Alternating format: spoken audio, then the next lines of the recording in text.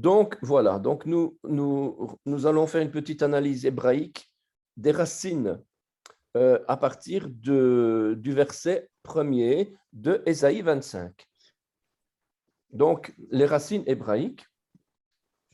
Alors, on a plusieurs versions dans la Bible, plusieurs versions.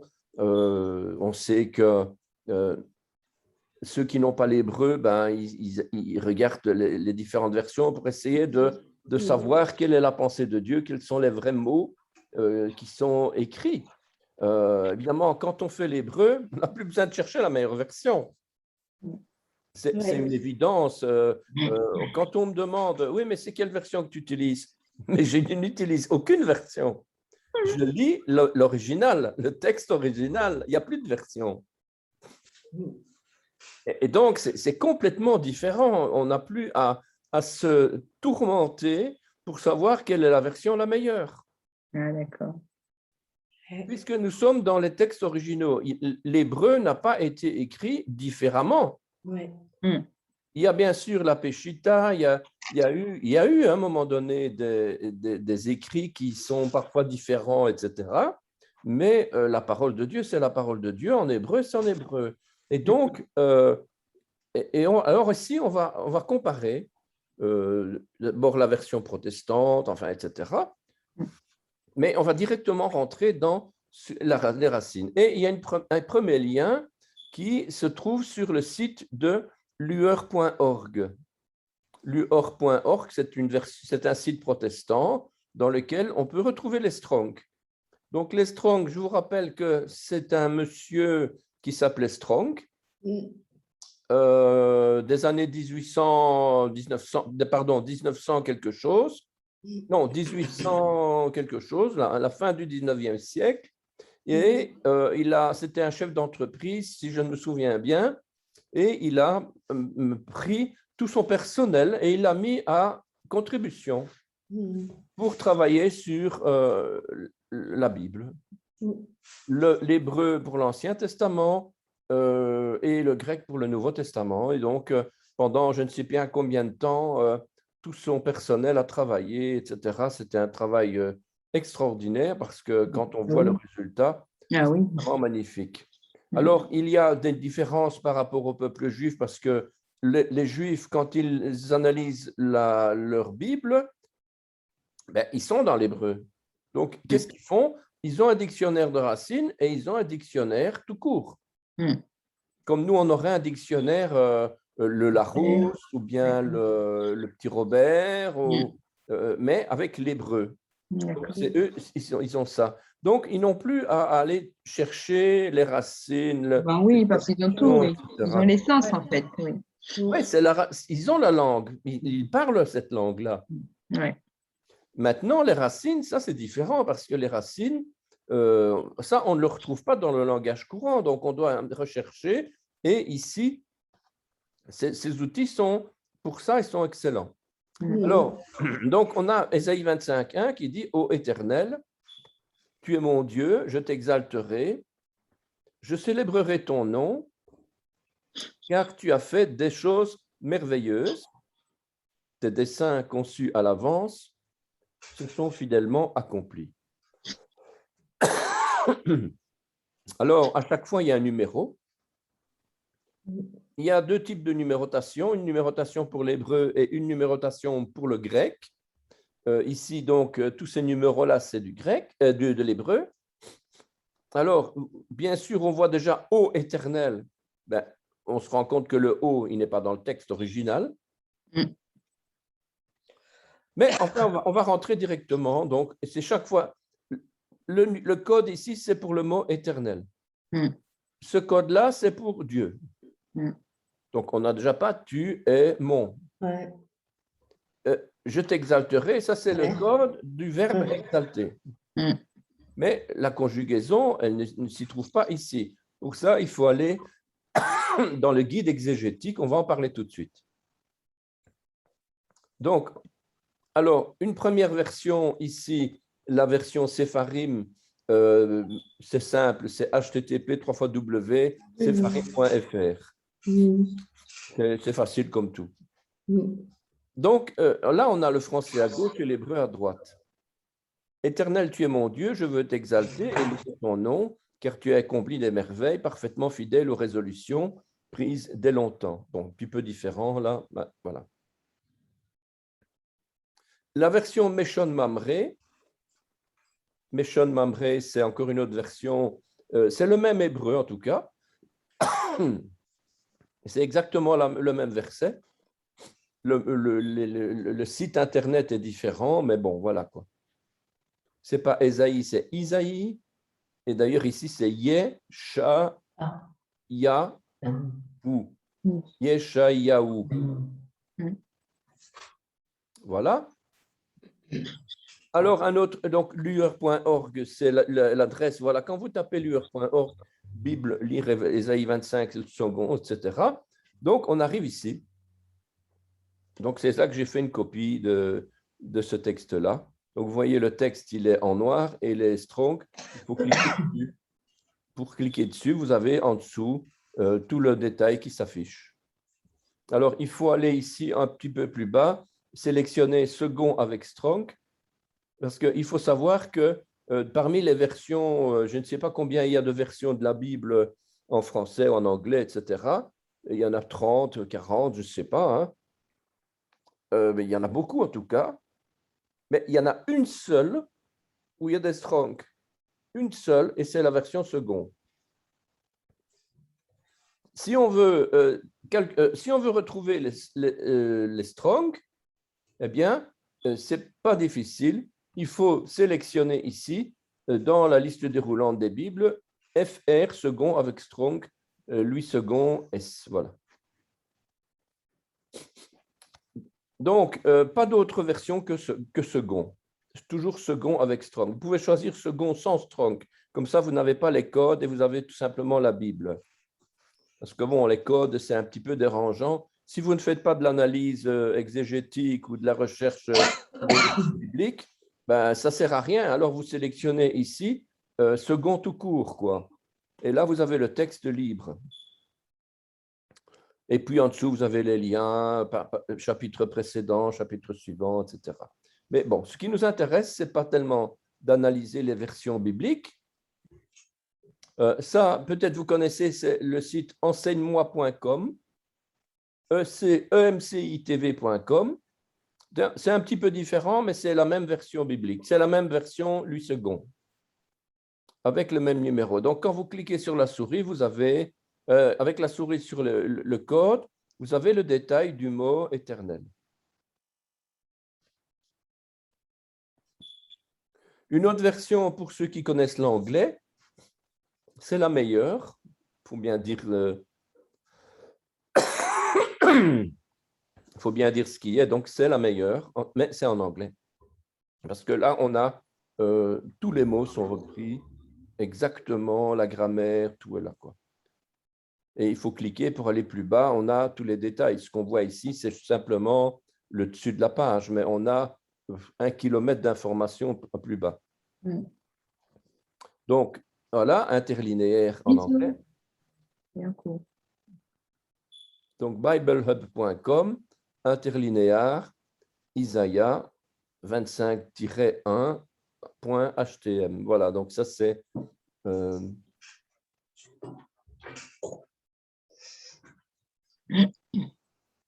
Donc, je passe à la page suivante.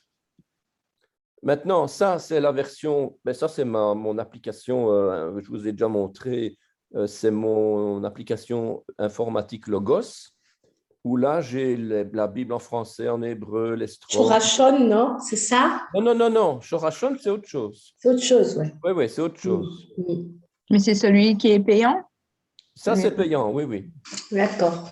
C'est plusieurs centaines d'euros. Hein. Il y a quand même... J'ai payé pendant un an et demi, je crois. Un an et demi, 1 an ou 2 ans, j'ai payé tous les mois. Bon, c'est pas encore si cher. Je ne sais plus combien j'ai payé, mais il me semble que j'étais quand même un petit peu en dessous des 1 000 euros, quoi. Ah oui, quand même. Je ne me souviens plus, parce qu'il faut acheter l'application, mais il faut acheter aussi le module en français parce que c'est un module, c'est une application anglaise, américaine.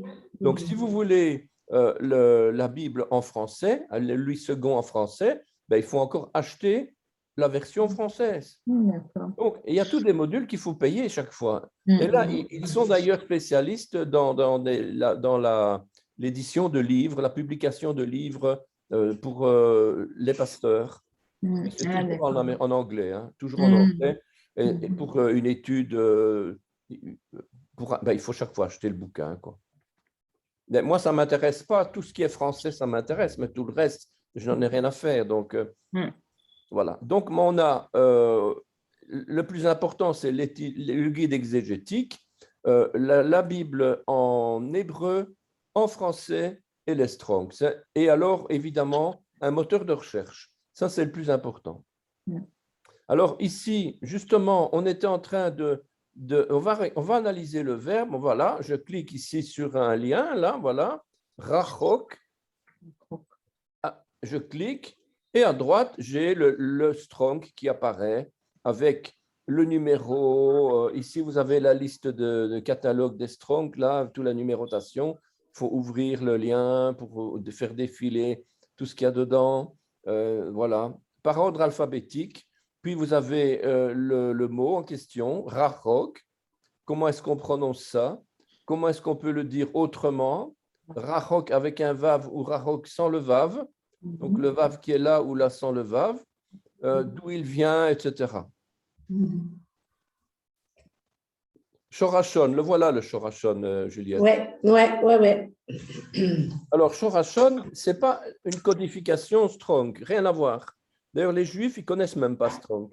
Tu vas demander à un Israélien pour sa Bible, un messianique, un chrétien, juif, qui lit sa Bible en hébreu, ben, il a son dictionnaire, il a les Shorashon, il a tout ça, mais il ne va pas aller dans les Strong protestants, lui, ça ne l'intéresse pas. Bah oui.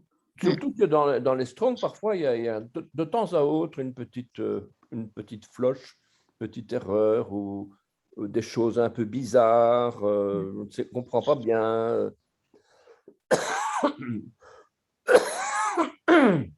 Donc, c'est par ordre alphabétique ici. Les racines, toujours 3 lettres. Hein. Les racines, c'est toujours 3 lettres. 3 lettres. Ah, ouais. Toujours 3 lettres. Vous voyez, par exemple, hellénisé, yon. Youn. Opprimé, accablé, ina. Exploité, vana. Ionisé, inun. Réglé, kunun.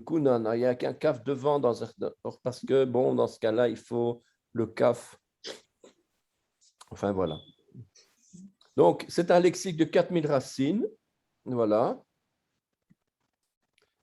Alors, notre version. Éternel, tu es mon Dieu, je veux t'exalter et louer ton nom, car tu as accompli tes merveilles, parfaitement fidèle aux résolutions prises dès longtemps. Je ne sais pas si l'une d'entre vous sait déjà lire l'un ou l'autre mot. Je ne vais pas vous faire l'affront, mais si ça vous intéresse, peut-être d'essayer de lire. Donc, on commence ici. Donc là, c'est un... Donc, ça, c'est un yod. On n'a pas encore vu on a vu les voyelles déjà. Oui. Donc, on a ici un yod avec un sheva, donc c'est yeh. Yeh. Ensuite, on Un a he, donc yeh. Un vav avec un kamatz, donc c'est yerva. Yerva. Ben, on voit donc yod, he, vav, he. Donc, c'est le tétragramme. C'est quoi le à côté de Kamatz? C'est un accent. Ah. C'est un accent. Ah oui. Il y a plusieurs accents, comme par exemple ceci, ici au-dessus, un sheva, mais qui se trouve au-dessus. Il y a voilà, un petit crochet qui se trouve derrière le segol. Un quart de cercle, une demi-lune, un quart de lune après le irique. Donc, voilà, il y a quelques symboles. Voilà encore une espèce d'une petite fourche qui se trouve ici. Ce sont des accents, ce ne sont pas des voyelles. Ah, d'accord. Pour l'instant, on ne s'occupe pas des accents. C'est déjà tout un chapitre vaste. Je ne sais pas combien il y a de 300 accents en tout. Donc, en tout cas, Adonai. On va dire ici, Oui, Adonai. je voulais savoir, Jacques, lorsque Dieu a dit son nom à Moïse, il lui a dit comment? Parce qu'il n'y avait pas de voyelle à l'époque. Moshe. Non, le nom de Dieu, excuse-moi. Dieu a dit qu'il s'appelle Yod-Hé-Vavé, mais comment on peut prononcer non, ça? il n'a pas dit ça. Il a dit Ayez, Asher, Ayez. Ah, Ayez, Asher, Ayez. Ah, Je serai d'accord. qui je serai. Ah, d'accord. Et Ah, c'est c'est ça, l'équivalent de ça, Jacques, c'est l'équivalent de... D'accord. Je serai je qui je comprends pas. serai. Quand c'est traduit en hébreu, en hébreu, c'est je serai ce qui je serai, mais c'est pas je suis qui je suis. C'est la même chose parce qu'en fait, ce n'est pas une erreur de dire je suis celui qui suis. Parce que quand je dis je suis en français, c'est que je suis maintenant. Mais en hébreu, on n'a que deux temps, l'accompli ou l'inaccompli. L'inaccompli, c'est le futur, dans lequel on a le futur et le présent. Le passé, c'est terminé, on n'en parle plus. Si je dis je suis en train d'être. Parce que le présent et le futur, c'est des temps inaccomplis. Ça dépend, parce que si je dis je suis en train de... Je suis quelque chose, eh bien, le fait de le dire, c'est déjà passé. Pour la seconde qui est après, c'est déjà passé. Donc, nous, on ne peut pas dire je suis. C'est impossible. On dit et c'est déjà fini, parce qu'on fait partie du temps. Par contre, Dieu, lui, il ne fait pas partie du temps. Lui, il a créé le temps. Il est éternel, il existe. Il n'a ni commencement ni fin. Et donc, lui, il n'a rien à voir avec le temps. On ne peut pas comprendre ça parce que nous sommes créés, nous avons un début, mais nous avons une fin. Et Dieu, lui, il n'a ni début ni fin. Et donc, mais enfin, ici, il dit « je serai qui je serai », ça veut dire qu'il est toujours. Ce n'est pas que je suis et puis c'est fini, terminé. Et d'ailleurs, le verbe « être » en hébreu n'est utilisé que pour Dieu. Ah bon? Ah, ouais. Si je veux dire je suis belge, je vais dire moi belge. Annie belgite. Annie c'est je, belgite c'est belge. D'accord. Ah oui. Ah oui, donc c'est que pour Dieu le verbe être. Oui, on ne dit pas. D'ailleurs, il n'y a aucun verbe je suis, tu es, il est, nous sommes. Non, il n'y a pas. C'est directement moi mange. Nous mangeons. Voilà, nous mangeons, ça ok. Nous mangeons. Et là, il n'y a pas de verbe être. Évidemment, ça n'a rien à voir avec le verbe je mange. Mais enfin, voilà quoi. D'accord. Donc, bon, là, on va d'ailleurs rentrer dans toutes ces racines maintenant. Donc, Yod-Hé-Vavé ou Adonai, on va dire, ou Yahvé ou Jéhovah, tout ce qu'on veut. Ensuite.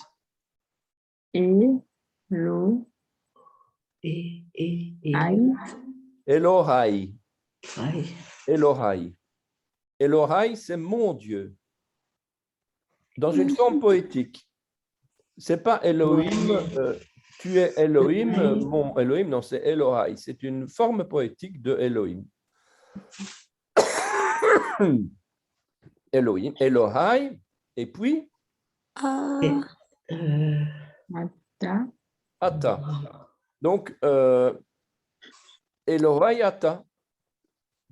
Dieu, tu es. Ensuite. Oui. Aro.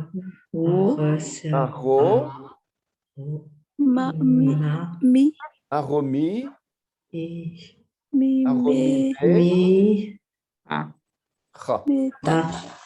Aromi mecha. Aromi mecha. Ensuite, le Aleph, il est muet ici. Donc, on va dire O. C'est un vav avec un olam, donc c'est un O. Ao. Odé. Odé. Odé, ouais, c'est ça. Odé. Odé. Ensuite, Alors, Shimja. Qui? Shime. Shim. Ah, Shimcha. Shim. Shimecha, oui, Shimecha, mais le Sheva, il est qui est sans, donc on va dire Shimcha. Mm. Ensuite, qui? Qui? Qui. Qui? Qui. Ouais, c'est le I, point, ouais. Ensuite, C'est A. Ah, Assis. chez, assis, Ah. It. Ta. asita, Asita. asita, assieds-toi, Oui. assieds-toi, assita. Pas le Ensuite, français aussi. P. P, Les. Pélé, ouais, Pélé, Pélé, ouais. Ça, c'est Aïe. Aïe. Aïn, mais il y a un tiré en dessous. Donc, Et et, Sa. So. so, So. sot, Et. et sot, Sot. et sot, Mais, et sot. Ensuite, mais, Me. mais, non, mais, Ra. Mera. Mera, Het. Mera. He. Merachok. Merachok, Merachok. Merachok. Ouais. Et, Deux, et, Et. et, et, Et. Emo. émou, Emu. Na, Emouna, Emouna, na, Emouna, la confiance, la fidélité. Et le dernier mot. A. O. Ama. Alors, oui, mais il y a un petit cholam au-dessus en haut qui fait O. Ah oui. Donc, on va dire O, Oma. Omen. Omé, Omé, Omen. Ah, Omen. On met. Ah ben ça va, vous en sortez bien. Ah, ça galère encore. Ça... Ouais, ça galère avec les On va commencer lettres. à chaque fois qu'on fait un psaume, parce qu'on va commencer, Waouh, ça galère. Hein. on va commencer les psaumes, eh bien, on Ça va viendra. lire. On va lire. Mm. Alors, bon, ça c'est rien, ça c'est la même chose, voilà, avec une correspondance entre le français et le... Donc, ô Éternel, tu es mon Dieu, Adonai, Elohai. 2 mots pour 1, 2, 3, 4, 5, 6 mots. L'hébreu, Oui, c'est concentré. Hein? Ouais. Je t'exalterai, Ata, Aromimecha. Je célébrerai ton nom, Odé, Shimcha. C'est quand même plus facile. Hein? Ouais. Car qui? Tu as fait, Asita, des choses merveilleuses, Pelé. Ah ben dis donc. Un seul mot. Wow. Tes dessins, Etzot, conçus à l'avance, Merachok, se sont fidèlement accomplis. Donc, Emouna, fidèlement, Omen, se sont accomplis. Donc, se sont accomplis, c'est Omen, et fidèlement, c'est Emouna. Jacques, Oui. attends juste un truc, peut-être je n'ai pas fait attention. Car tu as fait des choses merveilleuses au bout, là, ça signifie quoi, les 2 points, là? À la C'est- fin, Oui, c'est quoi? c'est on passe à la ligne. Ça veut dans dire la- quoi, ça, alors? On C'est passe à la 2 points, ligne? c'est 2 points pour dire qu'on passe à la ligne Ah, suivante. d'accord. Ouais, ok. Si vous voulez tout ça, bam, bam, bam, bam, bam, bam, bam, bam, bam, bam, bam, Ouais, c'est une ligne. une Ô ligne, Éternel, d'accord. tu es mon Dieu, je t'exalterai, je À ne célébrerai pas ton nom, confondre car tu as avec- fait des choses À ne merveilleuses. pas confondre avec les Dagesh. Non, non, non, non. Donc, c'est une seule phrase, on va dire. Et la deuxième phrase, c'est « Tes desseins conçus à l'avance sont fidèlement Oui, accomplis. d'accord. D'ailleurs, on Bien. comprend bien que Compris, c'est chef. un peu un autre sujet là en dessous, quoi. Alors, le tétragramme. Donc, on commence avec Yod, He, Vav, E. Et donc, je vais dans les Strong, puisqu'on parle de racines. Donc, on va voir le Strong 3068. Yehovah. Le A avec un accent circonflexe dans la prononciation internationale, ça veut dire E. E. Donc, il y a, nous, je ne donne pas cours de ça ici, mais bon, si on voulait, on pourrait apprendre la prononciation internationale pour savoir lire des Strong, parce que ce n'est pas Yahovah, mais un A avec un accent, ça veut dire E. Parce que, en fait, voilà. Parce que, en fait, cette prononciation peut servir pour les Chinois, pour les Amérindiens, pour les Africains, pour les Sémites, pour tout le monde, quoi. D'accord. C'est une universalité, quoi, en fait. Mode standard, en fait. Oui, c'est un standard, tout à fait. Alors, donc, voilà, c'est éternel, Dieu, Seigneur. Voilà, celui qui est existant. Ça, c'est le sens de exister. Yehovah, ça veut dire exister. Être, quoi. Alors, évidemment, on a il, acquis, j'ai, non. Il y a plusieurs occurrences là dans lesquelles ce n'est pas écrit spécifiquement éternel, mais voilà. Mais en fait, Yehovah, c'est éternel. Éternel, c'est-à-dire justement l'éternité. Celui qui est l'existant éternellement. C'est un petit peu ça, quoi. Alors, il faut quand même bien savoir, que le yod qui est au début c'est une lettre qui va rendre le mot théophore. Théophore, T-H-E-O-P-H-O-R-E. Théophore, ça veut dire que le mot devient divin. Et théophore, une voyelle théophore qui rend le mot théophore, ça veut dire que ce yod, qui est la main de l'Éternel, le bras de l'Éternel, c'est Yeshua. Donc, le tétragramme Yod He Vav He, c'est Yeshua, qui est caché, parce que pendant toute la venue, pendant tout l'Ancien Testament, Yeshua devait rester caché. Il est apparu comme ça rarement avec au patriarche Abraham, Moïse, Isaac, enfin tout ça. Il était caché, mais seulement maintenant dans l'hébreu, on se rend compte que Ya, le diminutif, c'est Yod et le He, qu'on va retrouver dans plein de noms, hein, Oui. c'est en fait Yeshua, quoi. Yeshua. Yehoshua. Ouais. Alors, il vient de quoi? Puisqu'on va voir les racines, donc on va voir d'où il vient ce mot-là. Ce n'est pas la racine principale. Ce mot-là, il vient de quelque part. Ce n'est pas un mot, c'est un nom propre.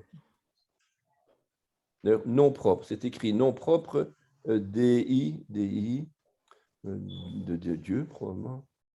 Voilà. On va regarder Haya. Le verbe qui va donner naissance au tétragramme, c'est le verbe Haya, qui veut dire être, servir, adresser, devenir, établir, avoir, précéder, s'enflammer, durer.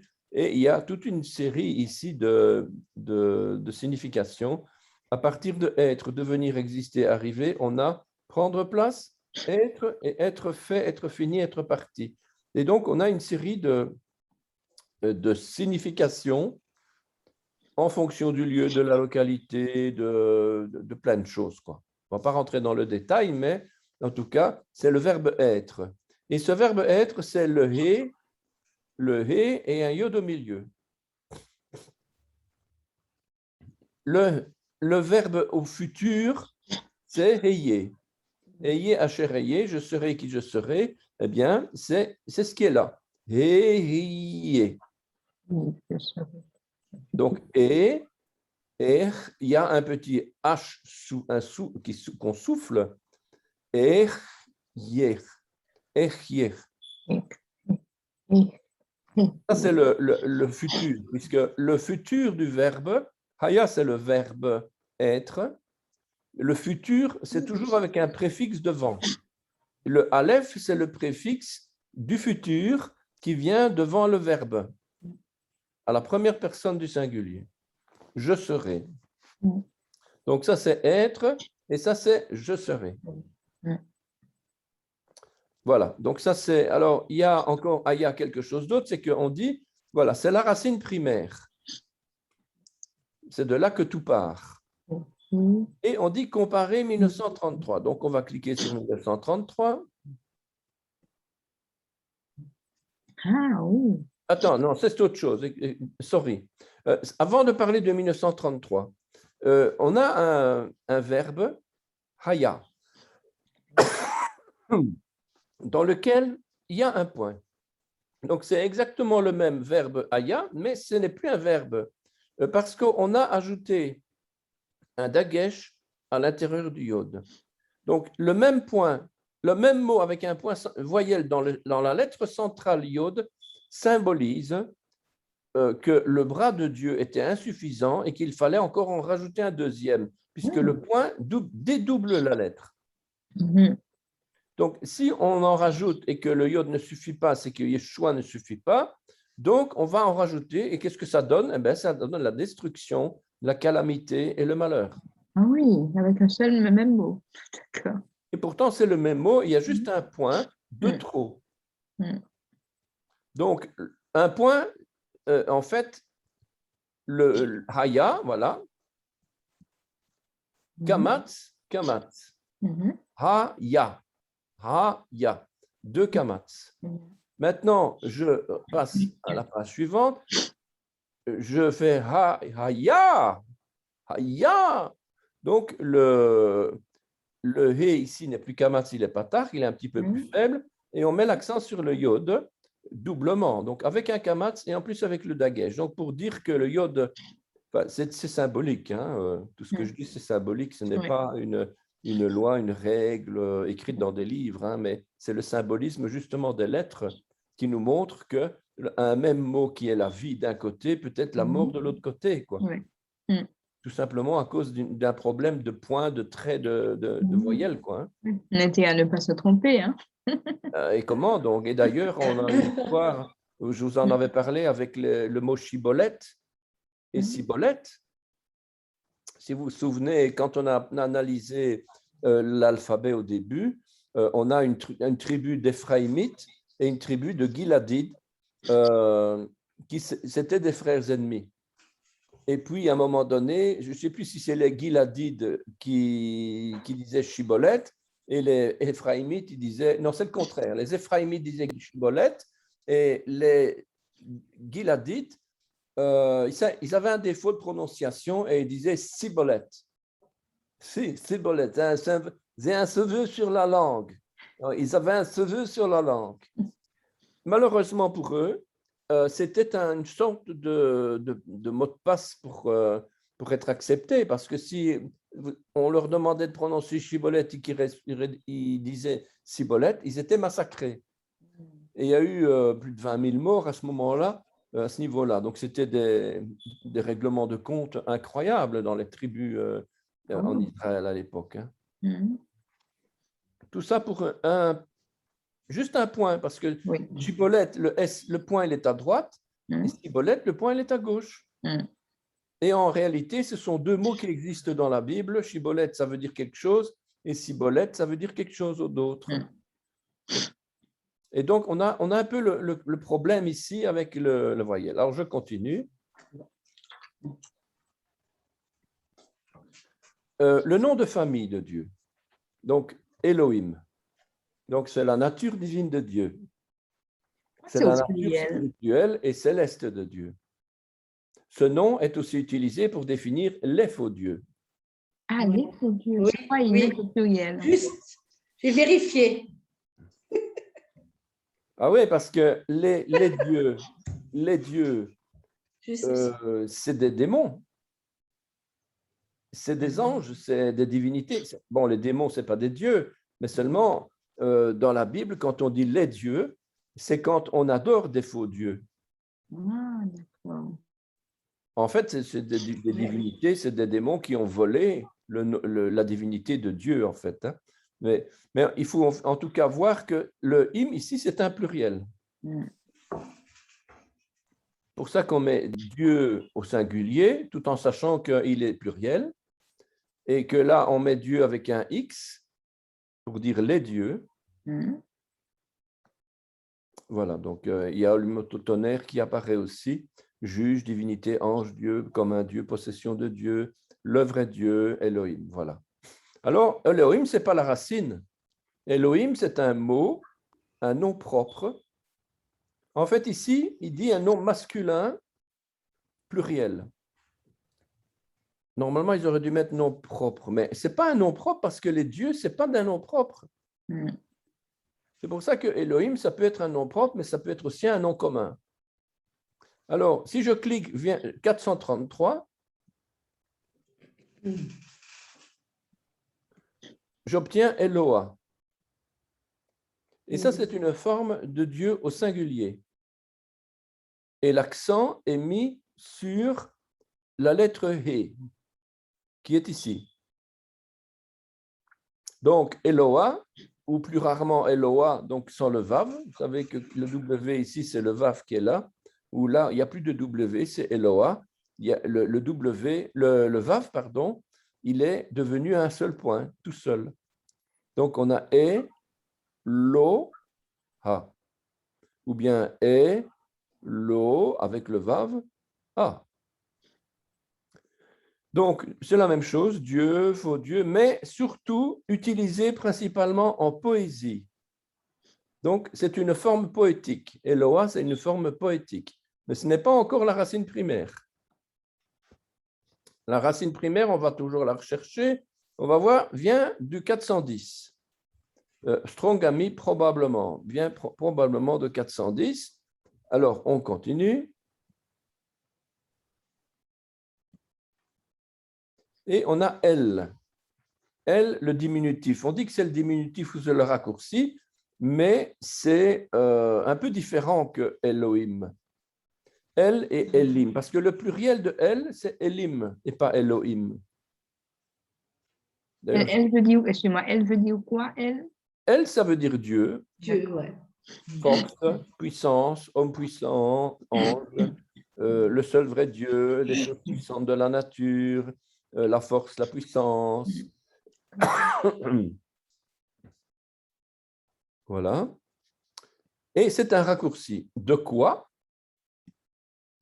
De quoi? De Haïl. Haïl, c'est un bélier.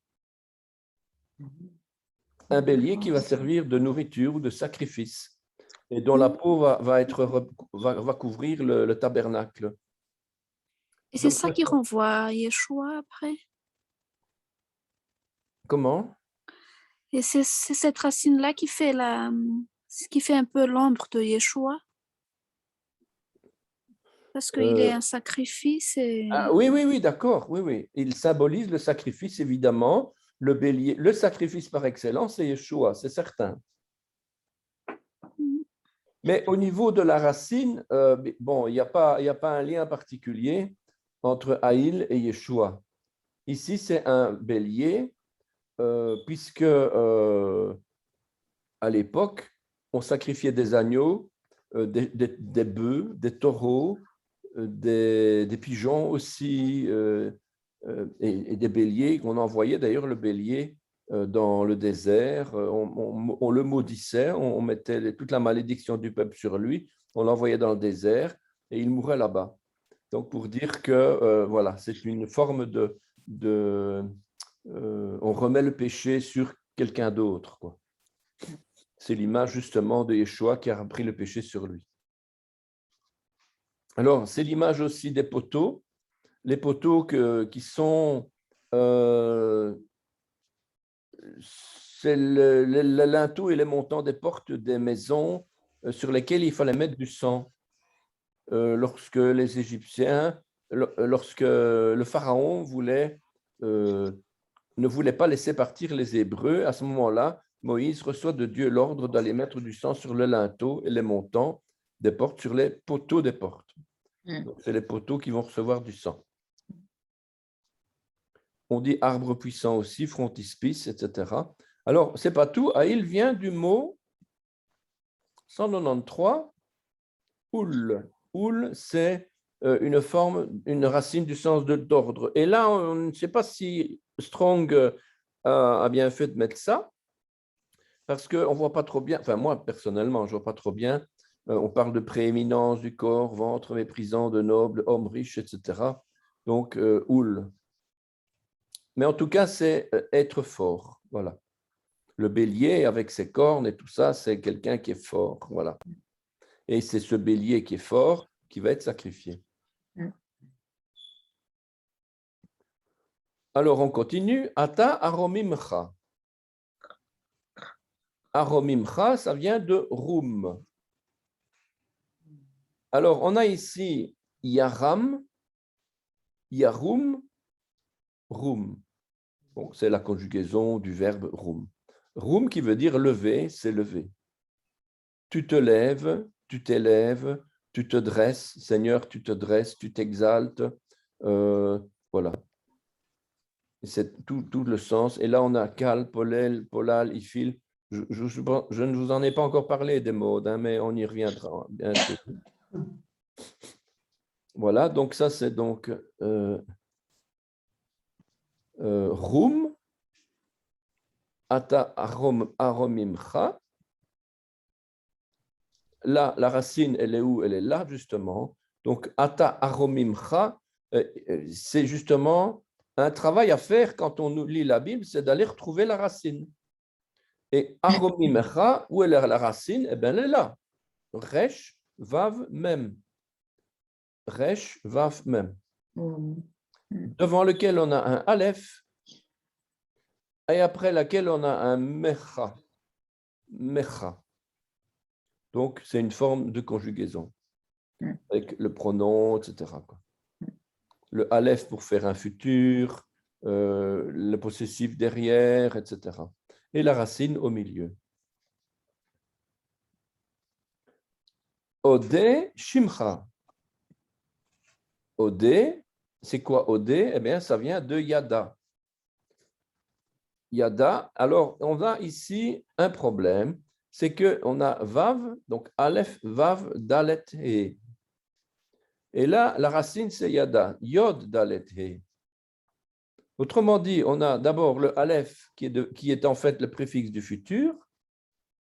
Bon, on l'enlève. Il reste le vav. Donc, odé. Donc, au lieu d'avoir odé, on a yada. La racine, en fait, le yod de la racine a été transformé en vav. Pour des raisons de grammaire. Et la racine de odé, c'est donc yada qui veut dire louer, louange, célébrer, rendre grâce, tirer des flèches. Vous savez que la louange, ce n'est pas uniquement passif. Hein. On a tiré des flèches, jeté des pierres, abattre, jeter à bas, confesser ses péchés, confesser un méfait. Oui, donc yada, donc c'est quelque chose d'actif et de puissant. Ça nous fait rentrer dans le combat spirituel aussi. Alors, cette racine primaire yada, ça vient d'un verbe, d'un mot, 3027, très étonnant. Donc, on parle de louange ici, hein, je célébrerai, mais ça vient de quoi? Ça vient de yad, la main. La main de l'Éternel qui est Yeshua. Le bras de l'Éternel, c'est Yeshua. Donc, on est en train de louer Yeshua.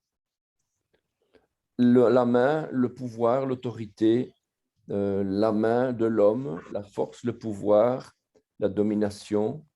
Et on a ici aussi plusieurs significations différentes de ce verbe yad, de ce mot. Parce que yad, c'est une main, ce n'est pas un verbe, c'est un mot primaire. Donc, ce n'est pas toujours un verbe. Hein. Ici, c'est un mot et c'est la main. la main qui est la puissance de Dieu. Qui asita Pélé? Car, donc qui? Tu as fait, asita Pélé, des prodiges. Je crois qu'on a lu des choses merveilleuses, si je me souviens bien. Oui. Le verbe asita, ça vient de asa. Voilà, de nouveau ici, asita, la racine c'est aïn, sin, he. On a le aïn, le sin, et on n'a pas le he. Donc le he a disparu au profit du yod et du tav. Donc, et c'est là qu'on va voir justement des mots, des verbes forts, des verbes forts, des verbes faibles, des consonnes qui sont fortes, des consonnes qui sont faibles. Quand on dit un verbe fort, c'est quand toute la racine, elle reste tout le temps. Elle ne bouge jamais, quoi. Les trois lettres sont toujours là. Eh bien, ici, le verbe asa, c'est un verbe faible. Parce que les trois lettres ne sont plus là dans la conjugaison. Le he a été transformé en yod. Voilà. Donc, faire, exécuter, entreprendre, acquérir, pratiquer, donc c'est faire quelque chose, quoi. Façonner, accomplir, fabriquer, etc. Produire, présenter, observer. C'est tout, en fait. Hein. Faire, quand on fait quelque chose, on fait tout. Mais le premier mot qui vient dans asa, c'est faire. Et d'ailleurs, ce verbe, il vient dans le c'est shalom, faire la paix. Quand on dit tu fais la paix pour Israël, c'est shalom, eh bien c'est asa, c'est le verbe faire. Donc asita.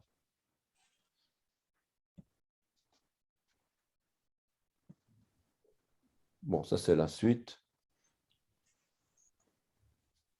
Pélé, chose merveilleuse. Qui asita Pélé? Pélé, c'est des merveilles, des prodiges, des miracles, des choses admirables, une manière étonnante, des miracles dans le sens d'extraordinaire, des choses dures à comprendre, des miracles dans le sens d'action de jugement et de rédemption de Dieu. Donc un jugement de Dieu, par exemple les plaies d'Égypte, des trucs comme ça, c'est des merveilles, ce sont des prodiges. C'est considéré dans la Bible comme des prodiges. Pas comme des malédictions, mais comme des prodiges, des choses merveilleuses. Alors, Pélé, ça vient d'un verbe comme toujours, 63-81, et c'est pala qui veut dire se séparer. Se séparer. Étonnant, prodige, accomplissement, oui, mais le verbe au départ, c'est se séparer. Donc, la séparation entre le bien et le mal, la séparation entre le profane et le saint, c'est quelque chose de considéré dans la Torah comme merveilleux, un prodige. Quand on doit arrêter les 6 jours de la semaine pour se concentrer sur le Shabbat, le 7e jour, eh bien, pour Dieu, c'est un prodige, c'est une merveille. C'est quelque chose de magnifique, c'est étonnant. C'est l'accomplissement de notre vie. C'est écrit d'ailleurs accomplissement. C'est parce qu'on en séparé pour arriver à quelque chose. D'accord. Puisqu'on en parle, je voudrais une petite précision. Le sabbat, il est passé à quelle époque? Pardon? Le sabbat, c'était le samedi. C'est passé au dimanche à quelle époque? Vous savez? Constantin, non? En 325. Il me Au temps semble. de Constantin? D'accord, Non, il me semble, oui. D'accord. Je voulais une confirmation. Parce que lorsqu'on dit ça aux gens, les gens ils se disent ah c'est pas vrai et enfin le sabbat n'existe pas. Enfin bref. Donc c'était juste pour confirmer en fait. Oui. Le Shabbat, ça vient dans Genèse 1. Tout à fait. Lorsque Dieu sépare les eaux d'avec les eaux, etc., et qu'il fait les 6 jours et le 7e, il se repose. Et s'il dit qu'il se repose, ben c'est qu'il voudrait qu'on se repose aussi, quoi, pour l'honorer. Oui. Donc, et c'est considéré comme une fête. Et dans les 7 fêtes de l'Éternel, dans Lévitique 23, la première des fêtes, ce n'est pas la première fête de Pessah, mais c'est la première fête de Shabbat. Autrement dit, à chaque fois que vous faites Shabbat, chaque semaine, c'est une fête. C'est considéré comme un rendez-vous divin. Vous allez au rendez-vous.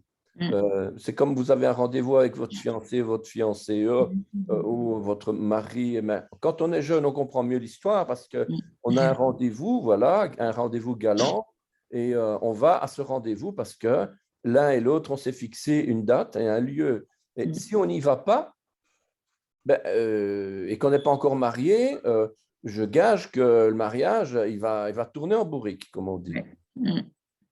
Donc, et si on fait le coup à Dieu, bon, Dieu n'est pas un homme pour râler contre nous, mais ça fait mauvaise impression en tout cas. Oui. Et donc, pendant 2000 ans, l'Église, elle a fait mauvaise impression à Dieu en niant le 4e commandement. Et c'est un commandement, le 4e. Hein? Ben oui, c'était une manière d'adorer sa création, le créateur qu'il est.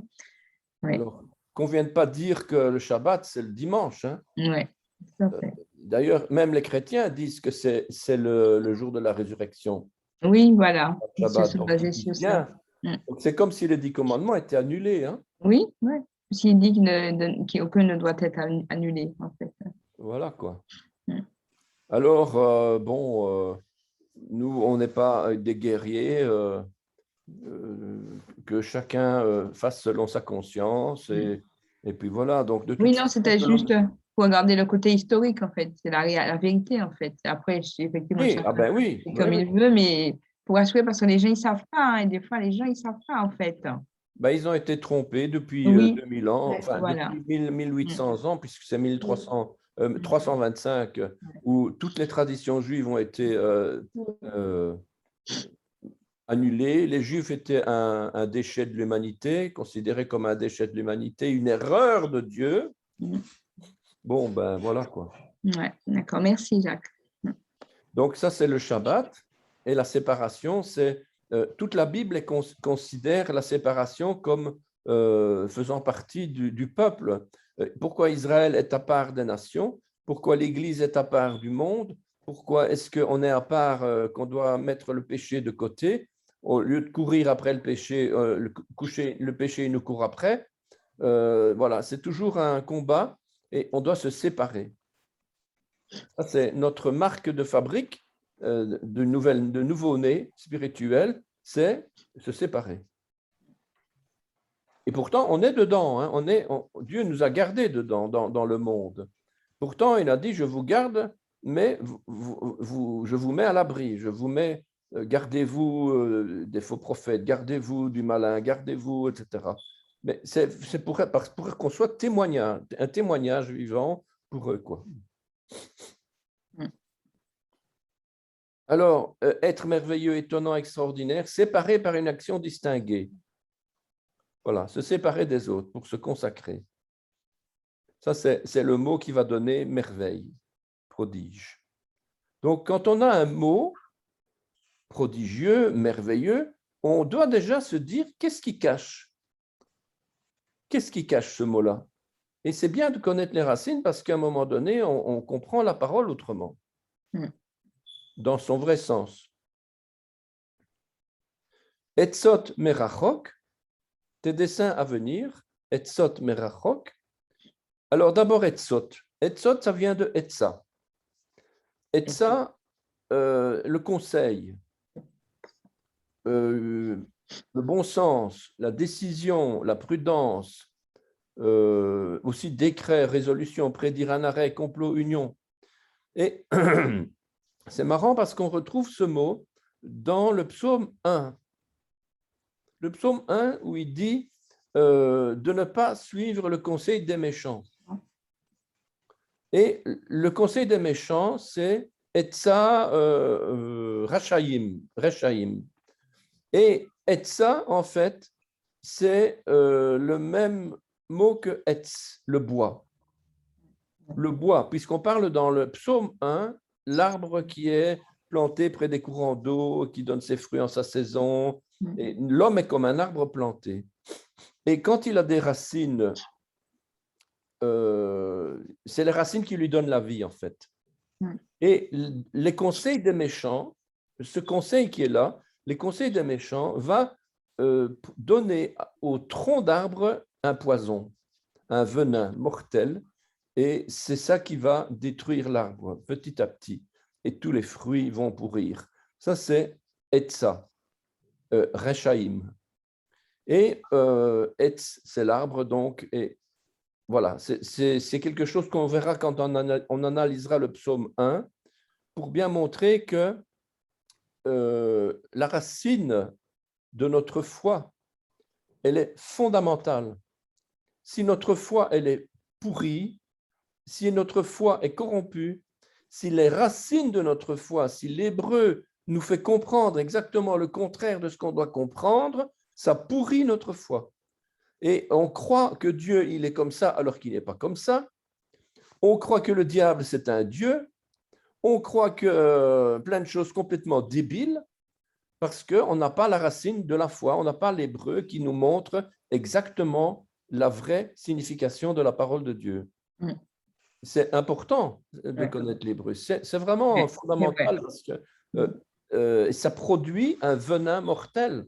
Et ce conseil des méchants, ça cache quelque chose d'insidieux, de vicieux, de pervers dans notre foi. Parce que combien il n'y a pas de chrétiens dans le monde qui croient que Dieu ne peut rien faire à cause du péché. Il ne peut rien faire à cause de Satan, qui, comme un Dieu qui domine le monde, ils ne comprennent pas que c'est Dieu qui dirige toutes choses. Il est souverain. Et seulement le problème, c'est que Dieu laisse faire parce que notre foi, et c'est par notre foi que nous sommes sauvés. Si notre foi est corrompue, là, on a un gros problème à se faire. Donc, c'est notre foi qui doit être alimentée par une vraie nature, une vraie source, une vraie parole divine. Il faut rectifier le tir, quoi. Il y a beaucoup d'erreurs qu'on doit remettre les pendules à l'heure, comme l'histoire du Shabbat, par exemple. Bon, moi, j'ai d'avis de dire que l'on ne vous juge pas selon les fêtes ou les Shabbats, parce que tout ça, c'est l'ombre des choses à venir. Donc, quelque part, on ne va pas faire la guerre aux chrétiens, même si on sait très bien qu'on a raison. Le jour où ils comprendront, ils diront, pourquoi tu ne me l'as pas dit? Comment que je ne te l'ai pas dit? Voilà. Etza, donc le conseil. Merachok. Alors oui, Etza, donc ça vient de Ya'atz. Ya'atz qui veut dire donner un conseil. Donner un conseil, annoncer, conseiller, mais aussi prophétiser, délibérer. Donc, on a ici faire un dessein, avoir des projets. Donc, ça peut être des projets de bénédiction, mais ça peut être des projets de malédiction. Hein? Ya'atz. Annoncer, méditer. Merachok, c'est loin, donc distance, éloignement, en provenance de l'éloignement. Mais Rachok, c'est la distance, et ce Rachok vient de 73-68. Je ne l'ai pas mis. Je me suis juré d'aller corriger ça. Je n'ai pas donné Rachok, la racine de Rachok. Rachak peut-être, qui veut dire éloigné. Ouais, c'est sûrement ça. Ah oui, c'est ça. Je ne l'ai pas mis parce que c'est la même chose en fait. C'est le verbe éloigné. Rachak, c'est le verbe éloigné. Ici, c'est rachok, c'est le mot, le substantif, le nom. Mais rachok. Et enfin, Emouna, Omen. Emouna, Omen. Emouna, c'est qui a donné Amen, la fidélité, la vérité, la foi, fermement. Donc, quand on dit Amen, ve Amen, en vérité, je te le dis, Amen, ve Amen. Eh bien, donc ici, on parle vérité, fidélité, vérité, probité, fonction, foi, le devoir accompli. Et c'est donc Emouna. Emouna, la foi, la confiance, la fidélité.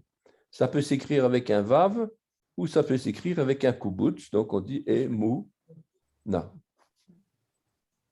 Et puis, Donc, ce Emouna vient de Emoun, fidèle, qui vient de Aman. Le verbe Aman qui veut dire croire. Donc, les Juifs y croient. D'ailleurs, croire, le verbe croire, c'est ça. Je crois au Seigneur Jésus, tu seras sauvé. Ben, c'est Aman, le verbe Aman. Aleph, Mem, Nun. Et croire, ça veut dire quoi? C'est beau de dire croire. Les démons, ils croient, seulement eux, ils tremblent. Mais est-ce que tu as confiance en Dieu? Est-ce que tu éprouves ses paroles? Est-ce que tu es fidèle dans ce que tu as, dans ce qu'il a dit? Est-ce que tu as de la foi? C'est ça. Ça, c'est la vraie croyance, la vraie foi. Ce n'est pas uniquement de croire, on sait très bien que Dieu existe, mais seulement on ne l'obéit pas. Tandis qu'ici, croire, c'est confiance, éprouver, fidélité, stabilité aussi, opiniâtreté, etc. Confirmer par des actes concrets, hein, supporter, être fidèle. Voilà. Aman. Voilà. Un autre mot, le dabar. Dabar. On avait déjà parlé de dabar, qui veut dire parler. 3 lettres, dalet, bet, resh. Parler, répondre, promettre, prendre la parole, ordonner, faire entendre, rapporter, déclarer, faire connaître, prononcer.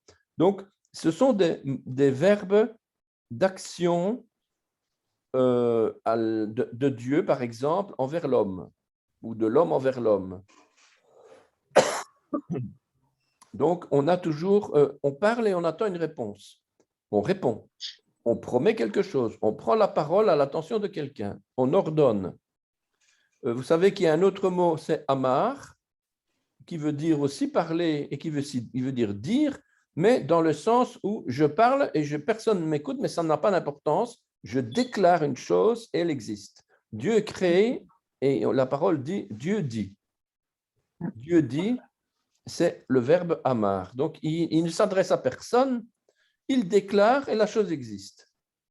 Ici, le dabar, ce n'est pas du tout ça. Le dabar, c'est il parle à quelqu'un et il attend une réponse. Il ordonne et il attend qu'on obéisse. Il fait entendre sa parole et il attend qu'on lui réponde, qu'on prie. Il nous fait connaître sa volonté. Est-ce qu'on l'a bien compris? Donc, c'est dans ce sens-là. Dalet, bet, resh. Donc, on a la porte. Bet, c'est la maison. Et resh, c'est la tête. Alors, voilà, Genèse 8, 15. Alors, Dieu parla à Noé. Donc, voilà, Dieu parle à Noé en disant. Donc, il s'adresse à un homme et il attend que l'homme réagisse. Il y a une racine secondaire, dabar, masculin, mais qui veut dire des mots, des choses, des événements, une parole, une manière, un sujet, des discours. Voilà, il y a plusieurs mots, évidemment, je ne vais pas tout lire. Hein. Une chose, voilà quoi, dabar. Et c'est utilisé pour dire, émission, des affaires, des occupations, des actions. On voit toujours derrière le mot, la parole, qui a produit quelque chose, qui produit des occupations, quoi. Alors, un autre verset, Genèse 11, verset 1. Toute la terre avait une seule langue et les mêmes mots, les mêmes dabar, les mêmes paroles. Alors, quelqu'un veut lire?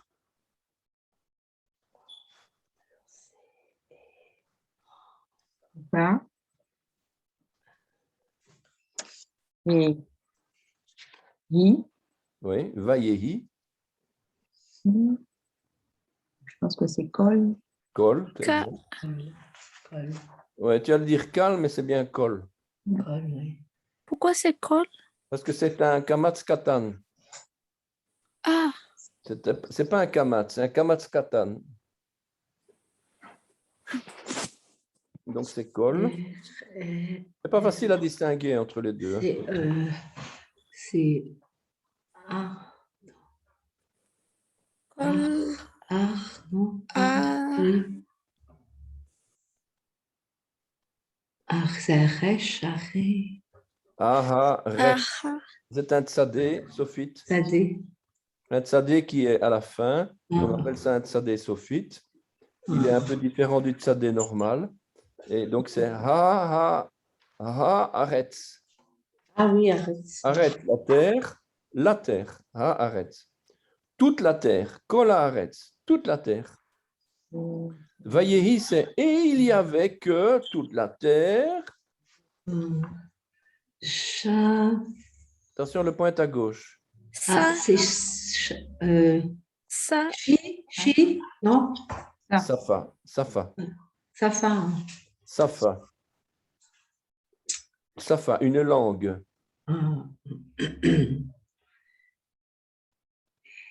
Et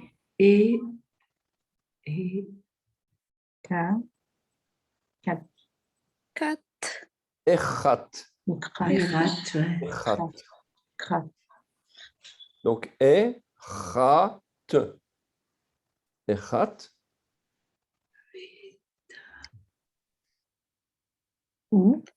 Oui.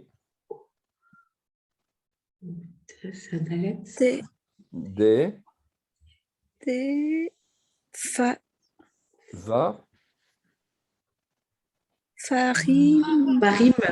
Ou devarim. Devarim. Ou devarim. Donc, quand vous enlevez le premier, vous avez devarim. Ça vient de dabar, la parole, mais im au pluriel. Donc, les paroles. Le vav qui est devant, c'est et les paroles. Donc, et les paroles, et là, encore ici. Donc, a, cha, achadim. Achadim. Donc, vaye ikol haaretz, et toute la terre, et il y avait que toute la terre, langue une, et des mots mêmes, les mêmes. Donc, ici, on voit que une seule langue, c'est une seule langue en français, mais en hébreu, ce n'est pas une seule langue, hein, c'est echat. C'est le mot echad, complément déterminatif, donc ça veut dire une langue composée. Donc toute la terre avait une langue composée. En fait, ça veut dire plusieurs langues, mais une même pensée. Donc ça ne veut pas dire qu'ils avaient une seule et même langue. Hein. C'était une même seule langue, mais c'était plusieurs langues en fait. Ah bon? Ah oui. Sinon, on aurait écrit Safa Yachid. Ah, d'accord. Parce que Yachid, c'est une seule. C'est comme mon seul fils unique. J'ai un fils, c'est Ben Yachid. Mais j'ai une famille unie, je vais mettre Mishpacha Echad. Donc ici, on parle bien de plusieurs langues, mais une même pensée. C'est un petit peu l'esprit de mondialisation qu'on a aujourd'hui, où tout le monde pense de la même façon. On veut tous arriver à la puce, on veut tous arriver à la paix, on veut tous arriver à tout le monde aura de l'argent, on élimine les faibles, tout le monde, voilà. C'est vraiment la pensée mondialiste. Oui, c'est unique. C'est la pensée unique. Voilà, une seule religion, on va enfin avoir la paix, on va enfin avoir une seule religion, tout le monde sera d'accord, voilà. Voilà, donc c'est pour expliquer le Devarim, c'est la parole, mais les mêmes mots, on va dire des mots. Et d'ailleurs, le mot au sujet, c'est aussi Dabar. Alors, je continue. Donc, Safa, la langue.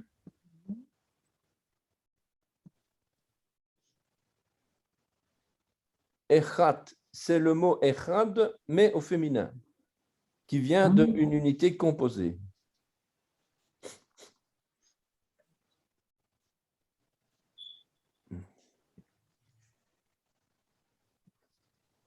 Ou devarim, c'est et les mots, pluriel de davar, et les mots.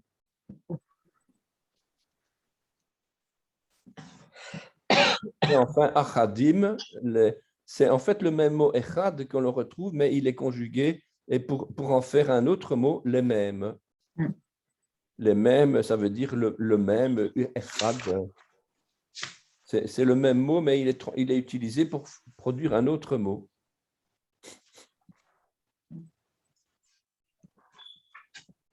Autre mot dérivé, dober, diber, le pâturage. La parole, c'est comme un pain, c'est une nourriture pour les brebis. Eh bien, c'est notre nourriture à nous. Eh bien, c'est le pâturage. Dober, diber. Mais c'est aussi utilisé comme pour parler d'un parc avec la prairie, mais aussi pour la parole. Donc, c'est parfois utilisé dober pour dire la parole, quoi, ou diber. Mais parfois, c'est utilisé comme ça. Voilà, ici de Ésaïe 5, 17, le pâturage d'Ober. Michée 2, 12, comme le troupeau de son pâturage, d'Ober. Voilà. C'est enregistré, donc vous pouvez retrouver après encore. Dibra à cause, la manière, le sujet, Dibra. Utilisé pour parler d'une manière, une raison, une cause, une parole. Voilà, ici, j'exposerai ma cause, Dibra. Psaume 110, à la manière de Melchizedek, Dibra. Ecclésiaste 3,18, j'ai dit en mon cœur au sujet des fils de l'homme, Dibra. Donc, voilà, donc on retrouve quelque part la parole, ce mot qui est caché derrière, pour dire les paroles des fils de l'homme. Donc, il y a tout un secret qui est derrière, qui reste encore à analyser, bien sûr, parce que d'abord, la parole, c'est Yeshua, et c'est lui qui est la parole. Je suis la parole, il a dit. Alors, la parole dobra, c'est comme un radeau aussi. Dobra, ça vient toujours de la même racine, hein? Et dobera, doberot au pluriel, féminin, ce sont des radeaux. Référence 1 Roi 5, 9, mes serviteurs les descendront du Liban à la mer et je les expédierai par mer en radeau jusqu'au lieu que tu m'indiqueras. Alors, pourquoi est-ce que le radeau, je ne sais pas si vous avez une idée, pourquoi est-ce que le radeau sur la mer est lié à la parole? Parce que d'abord, c'est la parole. Et dobra, ici, on parle de radeau sur l'eau. Ça flotte. Est-ce qu'il y a quelqu'un qui a une idée? Au lieu, c'est... je ne suis pas sûre. Non, je sais pas. Ça a un rapport avec la... Peut-être un rapport avec la pêche, non?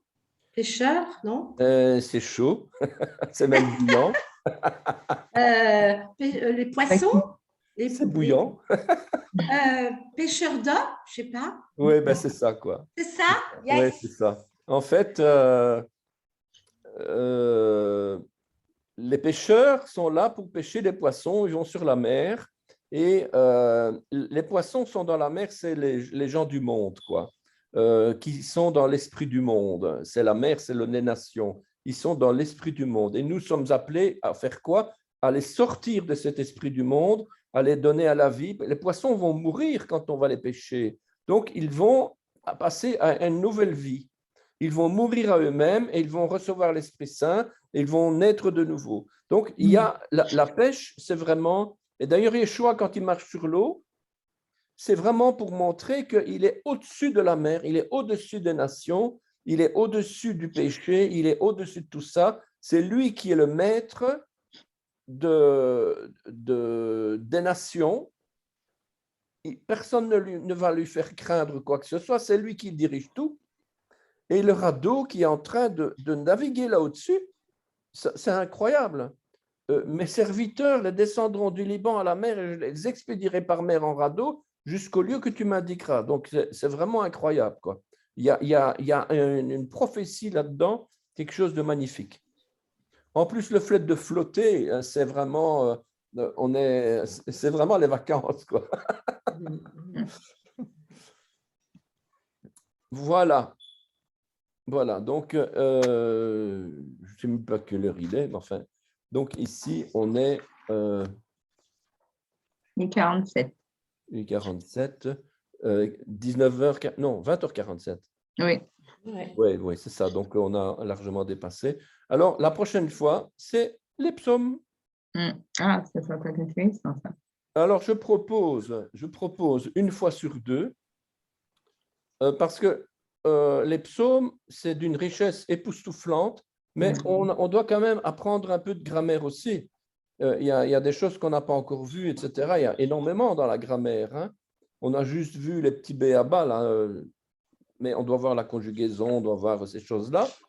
Mais quand on fait les psaumes, il y a de la grammaire là-dedans. Donc, on va quand même rentrer dans de la grammaire. Donc, il y a les deux. Donc, en tout cas, dans un premier temps, je propose qu'on fasse ça une fois sur deux. Donc, la semaine, non, ce n'est pas la semaine qu'on fera ça. C'était quand encore je regarde. Écoutez, je vous enverrai un mail parce que là, je ne sais plus si on veut mélanger les groupes et tout ça. Non, je ne dis rien pour l'instant. Mais en tout cas, voilà, c'est quelque chose qu'on va faire. C'est d'une richesse vraiment très intéressante, les psaumes. Ça donne des révélations et on apprend beaucoup de choses. Voilà quoi. Ok. Voilà. Je ne sais pas si vous avez d'autres commentaires. Sinon... moi, ma question, c'est pour acheter la Bible en hébreu. C'est toujours les mêmes à la maison de la Bible? C'est les mêmes? Il n'y a pas de version ou... la Bible en hébreu? Oui. Bon, il y a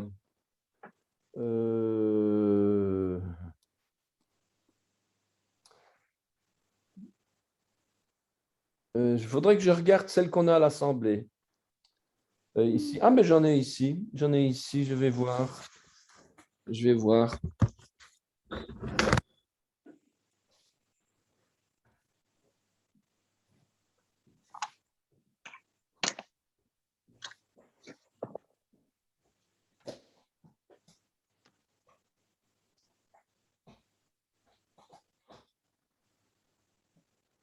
Ça va pour tes yeux?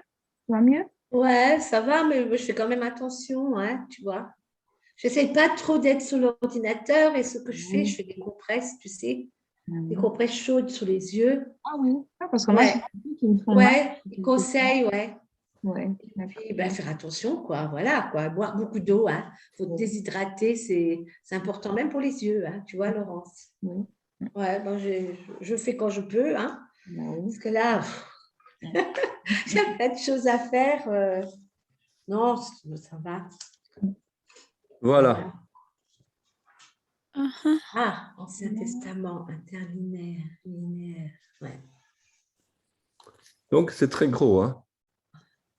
Ah oui, c'est épais. Hein. C'est très gros. Hein. Mais il y a français en même temps à côté? Oui. Regardez.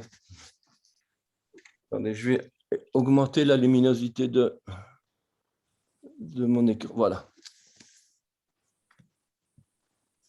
Voilà. Ah oui. Ah oui. Ah, c'est bien ça. Ah ouais, c'est mot par mot. Ouais. Vous avez ça et en dessous, vous avez la Bible aussi. Hein. Ah ouais. Mais c'est la Tob. Hein. La Tob, c'est catholique en dessous. Non, il y a les deux. Il y a la Tob et il y a une autre version. Il y a deux versions. En fait, en tout, il y a trois versions. Donc, la première, l'interlinéaire, c'est l'hébreu avec le mot en français. On lit de droite à gauche. Donc, on lit, par exemple, ici, Abdias. Voilà, Abdias. Vision de Abdias, ainsi a dit le Seigneur, Yod-Hé-Vav-Hé, à Edom, une nouvelle, nous avons entendu de la part de Yod-Hé-Vav-Hé et un émissaire parmi les nations. Donc, je lis le français qui se trouve en dessous de l'hébreu. Donc, vous avez l'hébreu, c'est vocalisé, donc c'est facile à lire. Ça coûte quand même son prix. Je ne sais pas si c'est dans les 50, 60 euros. Montrez-moi. Donc, c'est, voilà. Ancien Testament interlinéaire. Linéaire. Hébreu français.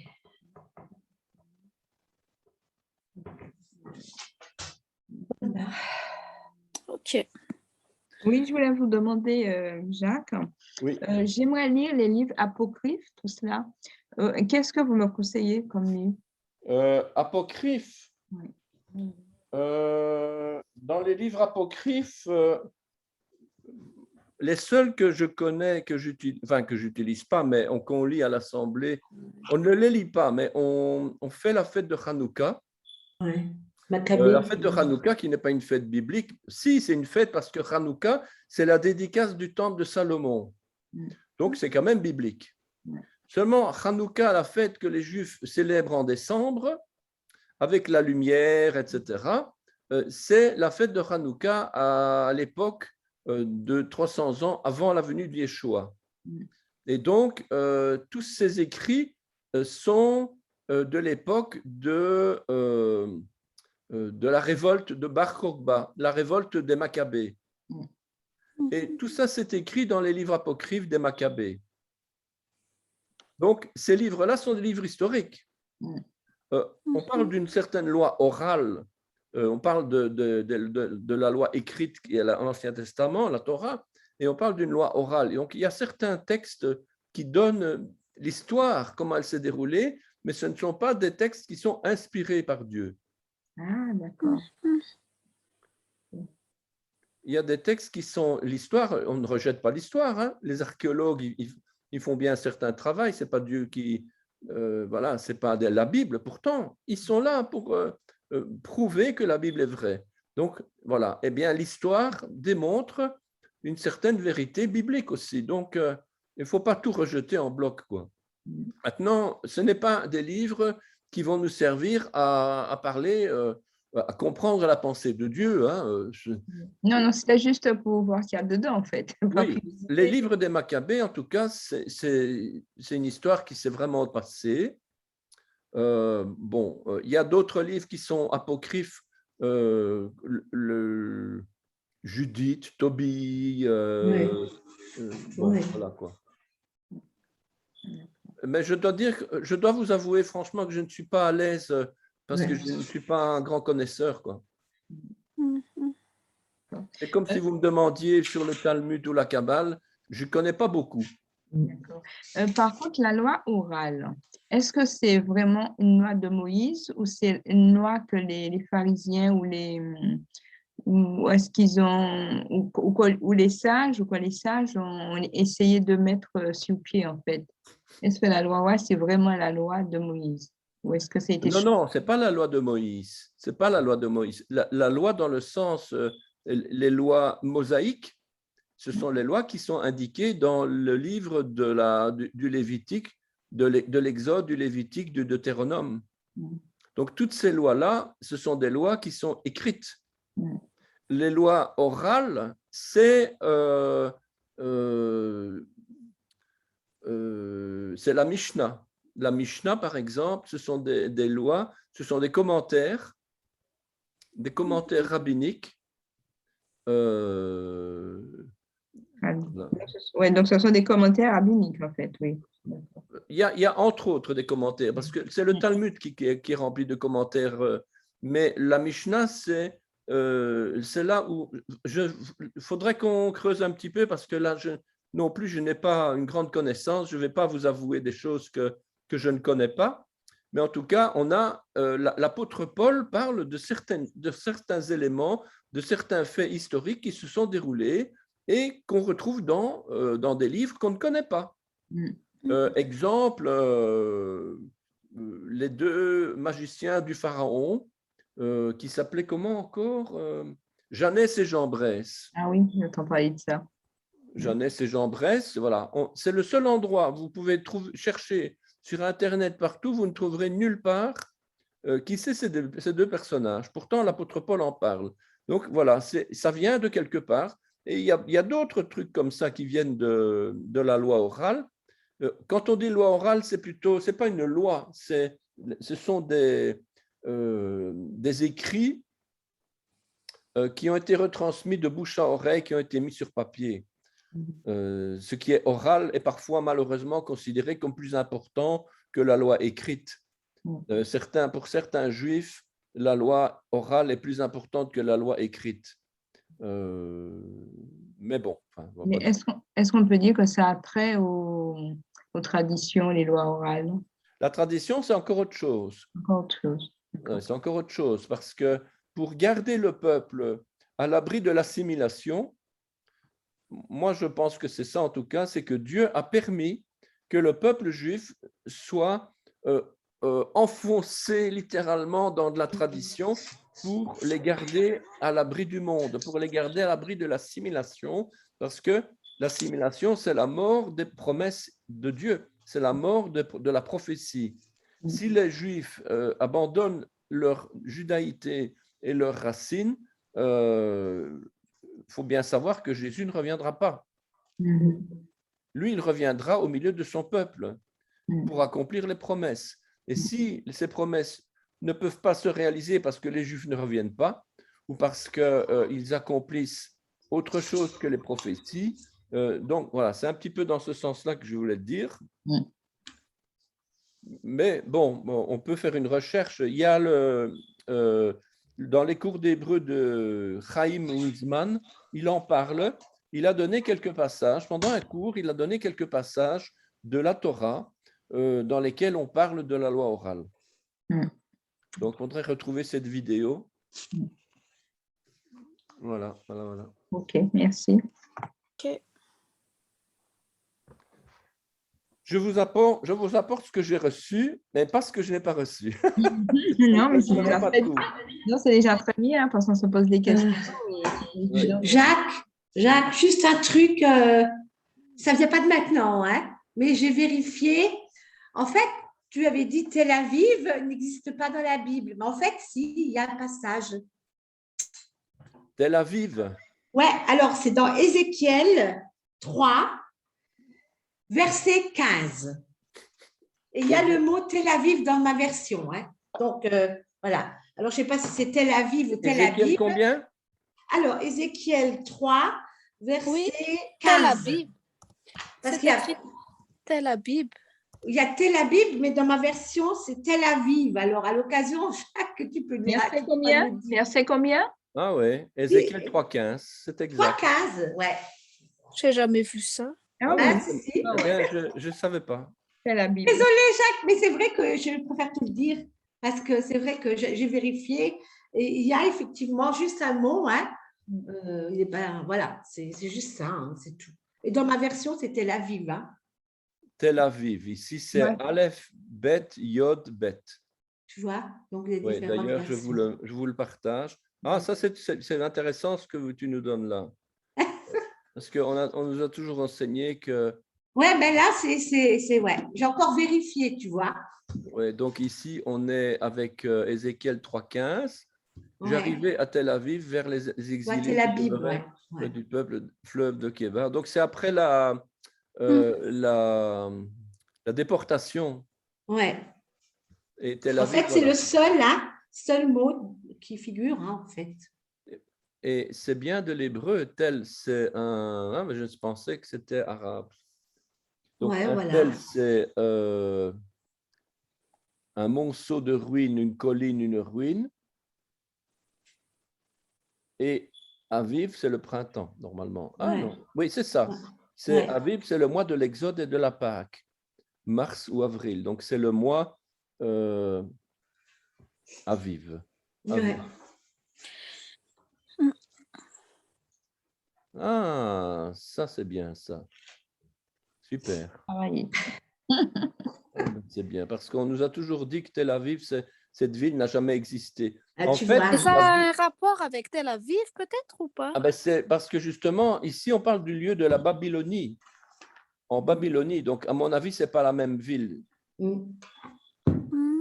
Localisée vers le fleuve Kébar, probablement proche de l'Euphrate. Donc, la ville elle-même d'aujourd'hui n'est peut-être pas la même, n'est sûrement pas la même, effectivement, puisqu'on parle de la Babylonie, donc quelque part là-bas en Irak. Oui. Ah, voilà. C'est bien ça, c'est intéressant ça, Juliette. Je l'avais noté, tu sais, puis j'ai fait des recherches après. Hein. Donc, voilà. Je dis, tiens, elle est dans la Bible, là, alors il faut que j'en parle à Jacques. Voilà. Oui, c'est vrai. C'est bien, non, mais c'est bien comme ça qu'on voit les petites choses. Ouais, il est possible qu'en 1948, lorsqu'ils ont rétabli l'État d'Israël, ils ont commencé à établir des villes et Tel Aviv, c'était peut-être un nom arabe, je ne sais pas exactement, hein, c'est ce qu'ils se racontent. Et voilà, ça a été... ils ont peut-être récupéré ça de la Bible ou quoi, je ne sais pas. Je ne pourrais pas dire, franchement. Ah, mais en tout cas, c'est bien. Voilà, au moins on a appris quelque chose là aussi. Ouais, c'est bien, ouais. OK. Bien. Je ne sais pas si vous voulez, on termine dans la prière et on va se quitter. Ouais. Merci Seigneur. Vous voulez prier, quelqu'un? Seigneur, nous te remercions pour ces moments partagés entre nous, ces moments où nous pouvons étudier cette langue merveilleuse, Seigneur, qui contient énormément de richesses. Et inévitablement, nous te bénissons et nous te remercions pour cette langue parce que tout vient de toi, tout est parfait, tout est sagesse, tout est souveraineté, les mots ne sont pas suffisants, Seigneur, pour comprendre cette langue qui est une merveille. Merci pour Jacques, Seigneur, que tu bénis abondamment. Merci de le fortifier, de l'enlever, Seigneur, afin qu'il soit guéri de cette toux, Seigneur, au nom d'Yeshua. Et bénis Vanessa et Laurence et moi-même, que nous puissions toujours avancer beaucoup plus avec joie, avec richesse, en nous confiant à toi, en nous laissant porter par toi, Seigneur. Nous te bénissons, nous te sommes reconnaissants pour ce privilège que nous avons. Et bénis en particulier Jacques, qui fait tellement qui se donne à fond pour nous enseigner. Et je te remercie, nous te bénissons, nous te remercions. Garde-nous, bénis les absents, bénis Esther aussi, là où elle se trouve, et je ne sais plus la sœur, et fais-nous du bien au travers de la semaine. Nous avons besoin de toi dans ces temps troublés, et nous te bénissons, Yeshua. Alléluia. Et nous te rendons tout l'honneur, la gloire et la louange de nos cœurs. Merci, Seigneur. Amen. Amen. Amen. Amen. Amen. Amen. Voilà. Amen. Alors, bonne soirée à vous. Bonne soirée ou bonne journée, je ne sais pas. Merci. Ouais. À lundi alors. Hein. À lundi. C'est lundi. Hein. Ouais, à lundi. Au revoir. Au revoir Laurence, au revoir Vanessa. Au revoir Jacques. Au revoir. Au revoir.